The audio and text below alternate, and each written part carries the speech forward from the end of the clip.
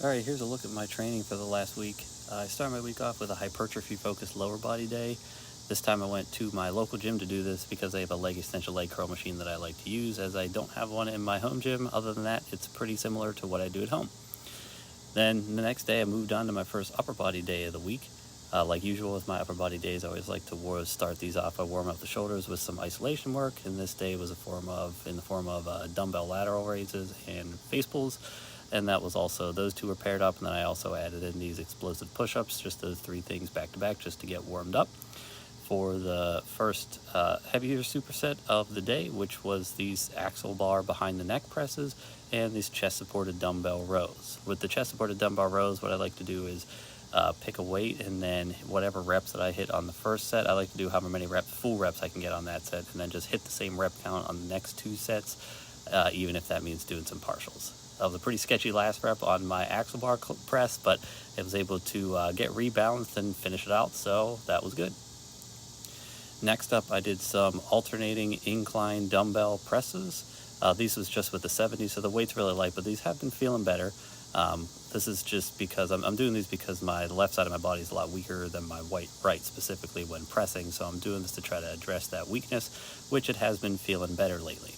So I'm going to keep rolling with them. And I paired that up with some weighted chins. This is just 70 pounds for, I believe, a set of 8.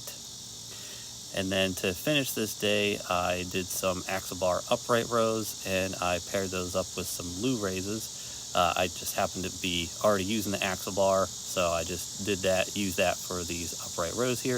It actually felt really nice. I used straps on these, which I wouldn't usually do with the normal barbell, but I didn't want my grip to be a limiting factor here on these upright rows. And yeah, it actually felt really good. So I may do that again.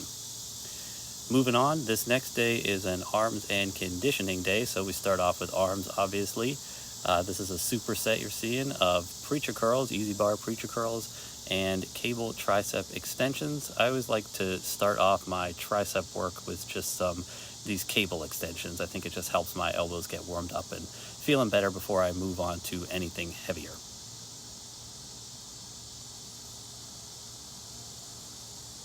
Which in this case was this easy bar French press.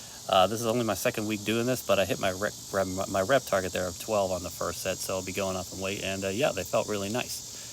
I paired that up with these dumbbell incline curls. I like doing these on the Darko Thresher pad instead of doing them on a bench like you normally would. I think it just allows your arm to be have a little bit freer of a path and not worry about hitting into the bench like I sometimes have a tendency to do when I'm using it, just doing them on a bench. And then I did some mixed modality conditioning circuit. It was just 5 rounds of this, starting off with 10 calories on the Echo bike, and then 3 carries. Starting off, this is just a 100-pound sandbag. Each of these carries is for 60 feet, just this length of turf strip that I have.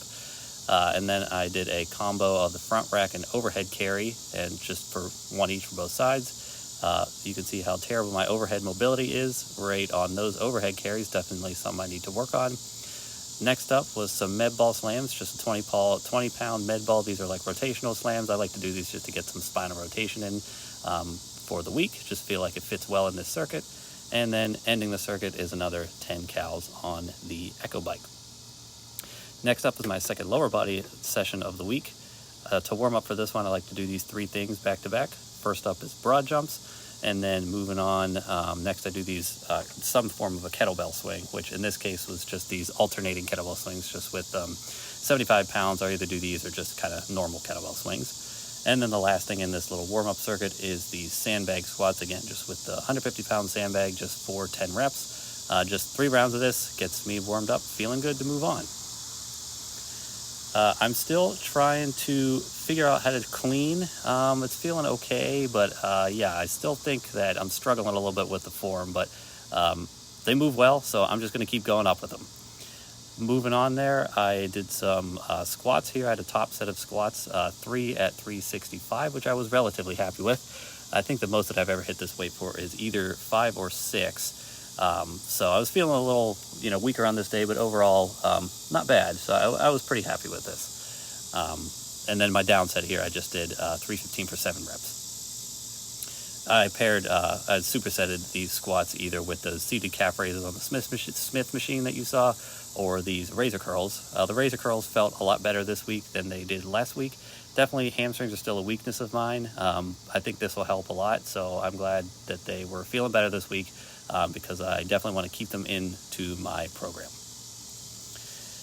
Next up, I did some RDLs here, just 2 sets of RDLs at 365, just with for 6 and 5, and then I supersetted that with some toes to bar.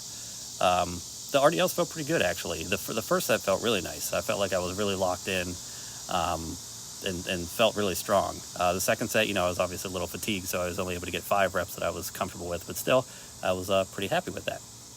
And then to finish this day, I did some 90-degree back extensions just with the 20-pound med ball and some Jefferson curls. And I'm doing these Jefferson curls mainly to try and get better at that end range there, to get some mobility there in my low back, which I feel like I'm missing. So I'm kind of doing these partials just so I can spend a little bit more time in that extreme stretch position just to try and improve my mobility specifically in that range.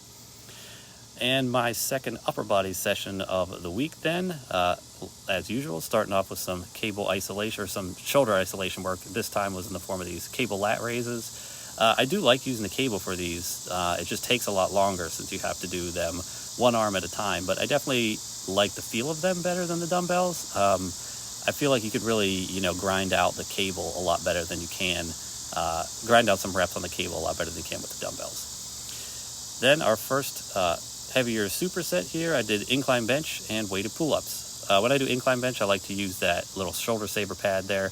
Just if I go the whole way down and touch my chest, it feels bad on my shoulders. So I just use that to try and standardize the range of motion a little bit, just so I can make progression a little bit more straightforward. I had to show that little dance, sorry about that. Moving on then, we had a superset of weighted dips, and this is my first time doing these. These VHS bar, like almost not quite a seal row, but like a chest supported row. But they felt really nice. So I will definitely do those again. The nice thing there too was after I did 2 sets of those, I just tacked on another 50 pounds and did some Kelso shrugs with them, which again, felt nice. It was a little awkward getting into this position, but I think I'll get better at that as I keep doing them. And my last day of the week is this field day, just some jumps and sprints, some quadruple broad jumps here. And then I did some 10-meter sprints, some 20-meter sprints, and I did one 30-meter sprint, which is not shown because my camera fell down